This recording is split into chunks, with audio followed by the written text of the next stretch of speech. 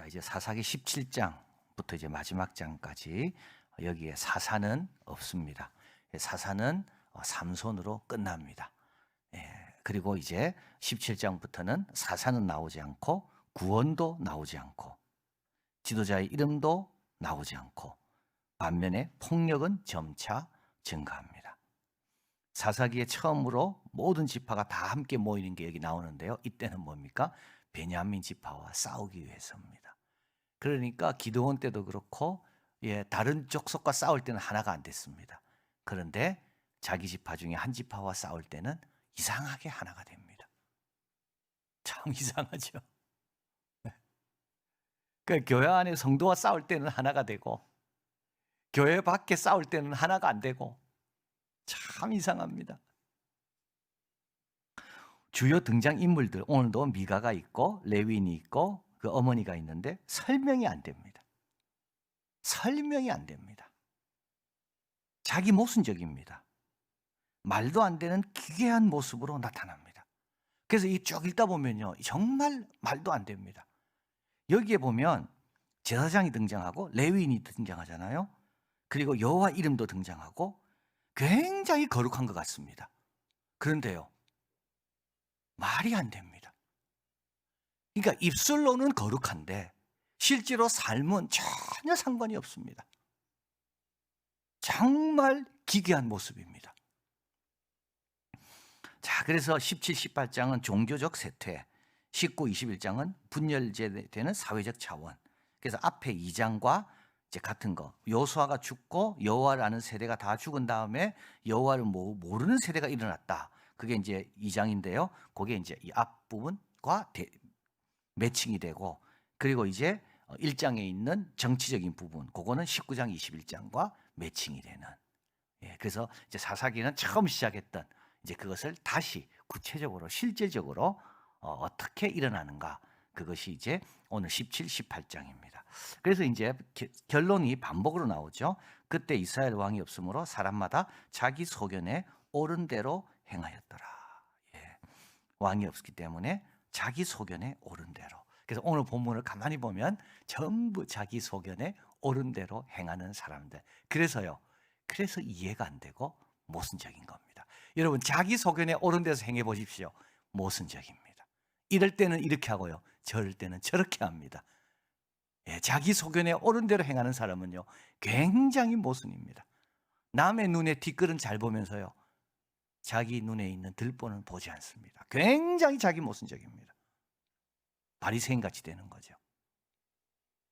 자, 이제 오늘 본문입니다. 에브라임 산지에 미가라 이름하는 사람이 있더니, 이제 새로운 초점입니다. 그래서 미가라는 이름의 사람이 있다. 이러면서 이제 스토리가 새로운 단계로 들어갑니다. 에브라임 산지는 기드온의 불평한 지파가 있는 곳이고 사무엘 가족이 있는 곳이고 북이스라엘을 대표하는 상징적 지파. 그래서 호세아서에 보면 이스라엘아 에브라임아 늘 이렇게 반복돼서 서로 교차되면서 나오는데, 에브라임은 북지파의 상징적인 그런 대표 지파가 에브라임 지파입니다. 자, 그 어머니가 이제 그 미가가 어머니에게 이제 이릅니다. 어머니 은 1,100을 잃어버리셨으므로 이제 어머니가 저주하는 그게 내 귀에 들렸습니다. 내가 그 저주를 받을까봐 두려워서 내가 훔쳐간 돈을 가져왔습니다. 은 1,100은 뭐죠? 드릴라가 삼손을 이제 넘겨주는 조건으로, 삼손의 힘의 비밀을 알려준 조건으로 5방백이 각각 1,100씩, 그래서 5,500. 그래서 그게 한 200억 된다 그랬습니다. 그러니까 그걸 5로 나누면 얼마 됩니까? 한 40억 되는 겁니다. 이 집은 굉장히 부자입니다. 엄마는 그 돈을 잃어버린 거예요. 그래서 이 엄마는 막 저주했는데 아들이 옆에서 듣다가 저주가 너무 무서워가지고 이제 엄마한테 돈을 다시 가져온 겁니다. 자, 여러분, 엄마가 하는 게 이해가 안 됩니다. 엄마가 그것을 받았습니다. 가로되 2절이죠. 내 아들아 여호와께 복받기를 원하노라. 이해가 됩니까? 합리적이지 않죠. 자기 돈을 훔쳐간 사람에게 무슨 하나님의 이름으로 복을 줍니까? 도덕적이지도 않습니다. 훈계해야죠. 야단쳐야죠. 그리고 경건하지도 않습니다. 우리 하나님이 이런 사람에게 복을 줍니까? 여러분, 이게요 굉장히 가정이 합리적이 돼야 돼요. 가정이 좀 일관성이 있어야 돼요. 교육에 좀 일관성이 있고 합리적이 돼야 돼요. 근데 그 위는 뭡니까? 도덕적인 겁니다. 바른 겁니다. 그 위는요, 경건한 겁니다. 이런 가정이 복된 가정입니다. 그런데 지금 여기는 뭡니까? 합리적이지도 않고 도덕적이지도 않고 경건한 건 더 말할 것도 없습니다. 말이 안 됩니다. 3절, 미가가 은 1,100을 어머니에게 도로 줍니다. 어머니가 내가 내 아들을 위하여 한 신상을 새기며 한 신상을 부어 만들어 이 은을 누구한테 드린다고요? 여호와께 드립니다. 모순적입니다. 하나님은 신상 만들지 마라 그랬거든요. 그러니까 자기 원하는 방식으로 하나님을 섬기는 겁니다. 자, 그리고 4절에 미가가 그 은을 어머니에게 도로 주었으므로 어머니가 은 200을 취하여 은장 새기게 주어 한 신상을 새기고 한 신상을 부어 만들었더니 그 신상이 미가 집에 있더라. 당시 집에는 자신만의 성소, 종교적 상징이 있었습니다. 각각 우상들을 갖고 있었습니다. 이것은 율법과 선지자가 가르친 내용과 완전히 다릅니다. 그러니까 실제로 집에 가보면요, 이상한 게 많이 있는데도 입으로는요, 여호와 여호와 여호와 그러고 있는 거예요. 말은 계속 여호와 여호와 여호와. 그런데요, 실제로 행동은 하나님이 싫어하는 것을 다 하고 있는 겁니다. 5절, 이 사람이 미가의 신당이 있으므로 에봇과 드라빔을 만듭니다. 한 아들을 세워 제사장을 삼습니다. 에봇은 기드온도 이 백성들이 바친 은으로, 금으로 에봇을 만들었죠. 그래서 이 에봇을 음란히 섬겼다 그랬습니다.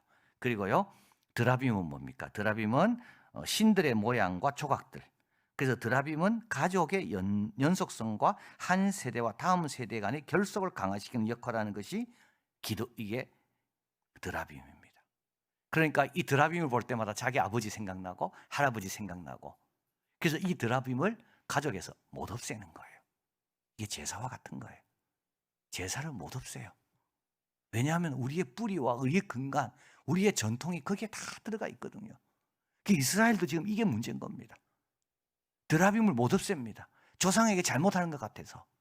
근데 이 드라빔은 뭡니까? 이거는 하나님이 싫어하는, 이거는 신 조각이거든요. 나무 조각인데 이걸 가지고 계속 집에 고이 간직하는 겁니다. 자, 언제 없어집니까? 호세아 3장 4절.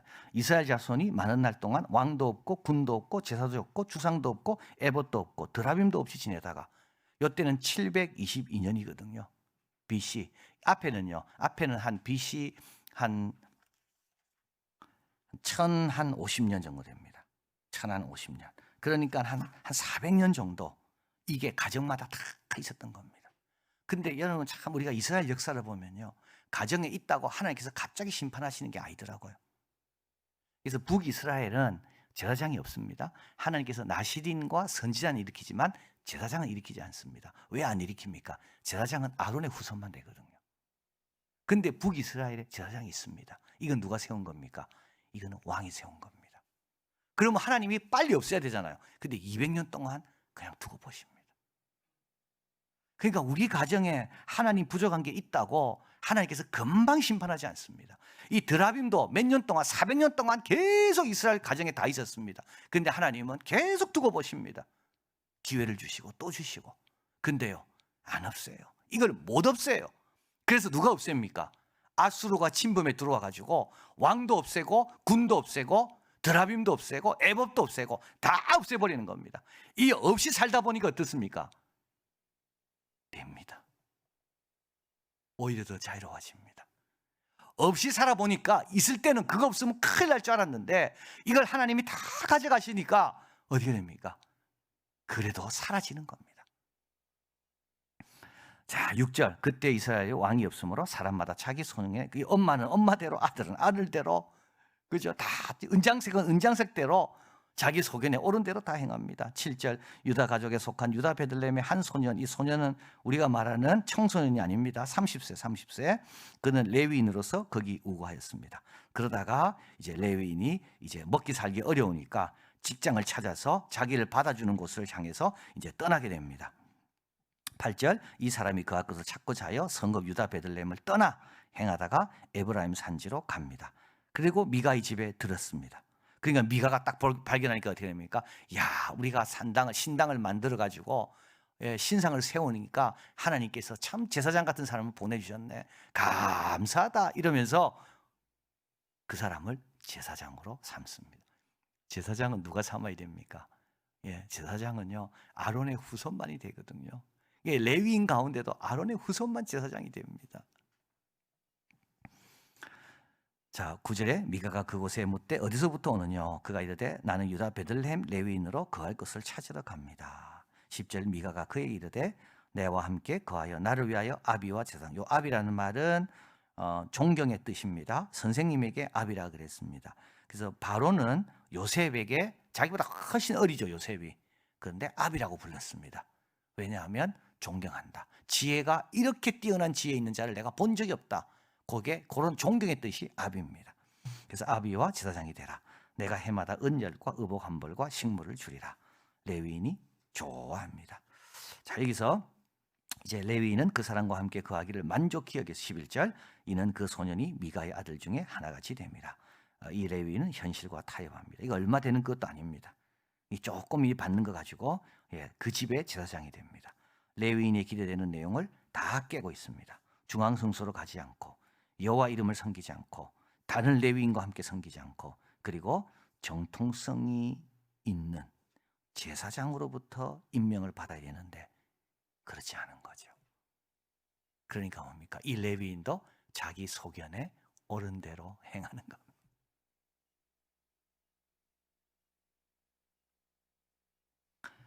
자, 왕상 12장 31절 32절 보겠습니다. 이제 북과 남이 갈라지게 됩니다. 그런데 이제 북쪽에는 예루살렘이 없기 때문에 사람들이 예루살렘으로 제사 지내러 갈 때 마음을 뺏길까 봐 이제 여로보암이 북쪽에 이제 베델과 단에 이제 성소를 만들고 금송아지를 만들고 제사장도 자기가 세우고 절기도 자기가 정합니다. 요거 이제 제가 또 산당을 짓고 레위 자손이 아닌 보통 백성으로 제사장을 삼고 8월 곧 그달 15일 절기를 정하여 유다의 절기와 비슷하게 합니다. 자, 이게 다 어디서 온 거죠? 이거는 다 사사기에서 온 겁니다. 이건 다 사사기에서부터 해오던 거를 여로보암이 갑자기 만들어낸 게 아닙니다. 아, 미가 집도 미가가 돈 주고 그냥 제사장 삼았구나. 그러니까 나도 아론 후손 말고 내가 제사장 세우면 되는구나. 그리고 여기도 제사 지내도 되는구나. 꼭 중앙성소 실로를 안 가도 되고 예루살렘 안 가도 되고 그냥 우리 집에 신상 세워놓고 이게 하나님이라 하면 되는구나. 이게 뭡니까? 이게 여로보암. 그리고 이게 언제 망하죠? 200년 뒤에 망하는 거죠. 그러니까 이것도 하나님이 200년 동안 두고 보시는 거예요. 이것도 하나님이 200년 동안 두고 보시는 거예요. 자, 13절 또 이해가 안 될 겁니다, 여러분. 이에 미가가 가로되 레위인이 내 제사장이 되었으니 이제 여호와께서 내게 복을 주실 줄을 아노라 하니라. 자, 참 이 미가는요 자기가 볼 때 참 자기 엄마 저주 듣고 자기가 이 돈 이렇게 토해냈는데 그 다음부터는 뭐든지 이렇게 일이 잘 되는지 참 형통한 거죠. 신상도 만들고 엄마가 자기도 복 주고 야단 칠 줄 알았는데 야단도 안 치고 그리고 마치 이 레위인이 지나가다가 딱 그때 맞게 딱 우리 집에 들어오고 그리고 내가 돈도 많이 안 주고 조금 준다는데도 우리 집 제사장 되겠다 하고 야 어떻게 이렇게 형통한지. 하나님의 축복은 자기 마음대로 하나님을 섬기는 자가 아니라 헌신과 충성과 은혜에 달려 있습니다. 미가는 일시적으로 승리한 것처럼 보입니다. 그러나 결국에는 결함이 드러납니다. 이거 다 뺏깁니다. 나중에 다 나중에 뺏깁니다. 그리고 이 제사장은 돈 더 준다는 곳으로 가버리고 맙니다. 상상할 수 없는 비극을 낳습니다. 결국 종교적인 실패가 이제 이게 17장부터 종교적인 실패가 나오잖아요. 그리고 이제 19장에는 정치적인 실패를 가져옵니다. 자, 여러분 합리성과 도덕성과 경건성. 합리적인 것은 아주 중요합니다. 합리적인 것 위에 도덕성이 있습니다. 도덕성 위에 경건성이 있습니다. 그러나 경건성은 도덕성과 합리성을 배척하지는 않습니다. 오히려 그것을 활용하고 그것을 초월합니다. 초과하는 겁니다. 초과 달성. 이게 경건성입니다. 원수까지도 사랑하는 거. 이게 경건성입니다. 하나님의 뜻이기 때문에 받아들이는 것, 이것이 경건성입니다. 이게 합리성과 도덕성의 초과 달성입니다. 그런데 순서는 어떻게 되는지 아십니까? 경건을 회복해야 도덕이 자리 잡고요. 그리고 합리적으로 판단합니다. 순서는 그렇게 됩니다. 하나님과의 관계가 발라야 그 다음에 뭡니까? 가정이 바로 서고요. 가정이 바로 서야지 이웃과 관계도 바로 서는 겁니다. 이게 지금 하나님과의 관계에 헌신도 없고 충성도 없죠. 입으로는 말로는 계속 여호와 여호와 하는데 실제로 하나님이 싫어하는 것을 버젓이하고 있고 이들은 복받기만 바라고 있는 겁니다. 참 모순적인 모습입니다. 자, 그래서 우리는 목자에게 돌아와야 되고 목자의 음성을 듣고 따라야 됩니다. 그래서 내한테 왕이 누굽니까? 그죠? 왕이 없다 그러는데 실제로 우리는 왕이 다 있습니다. 내 소견이 내 왕입니다. 그게 나를 지도하는 겁니다. 각자 사람이 자기 소견에 옳은 대로 행하였더라. 우리가 할 일은 뭐죠? 내 소견을 주님 앞에 계속 내려놓는 연습을 해야 됩니다. 그래야지 내 왕은 누가 됩니까? 내 왕은 예수 그리스도가 되는 거예요. 그게 될 때만이 어떻게 됩니까? 경건성이 회복되고 그 다음에는요 도덕성이 회복되고 그 다음에는 마노아의 아내처럼 사례 분별을 잘하는 거예요. 순서가 그렇게 되는 겁니다. 자, 그래서 교회 생활도 그렇고 여러분 가정도 마찬가지입니다. 각자 소견에 옳은 대로 행하서는 자기 모순적인 삶을 살 수밖에 없고 이것은 결국은 뭐가 됩니까? 경건도 도덕도 합리성도 다 뺏기게 된다. 어리석어지는 거죠. 어리석어지는 겁니다. 어디서부터 회복해야 된다고요? 예, 경건부터 회복해야 돼요. 그 경건의 회복은 헌신과 충성과 은총을 감당하는 겁니다. 더 헌신하고 더 충성하고 그리고 은총으로 더 사모하고 그럴 때 질서가 새롭게 쫙 잡히게 되는 거죠. 기도하겠습니다.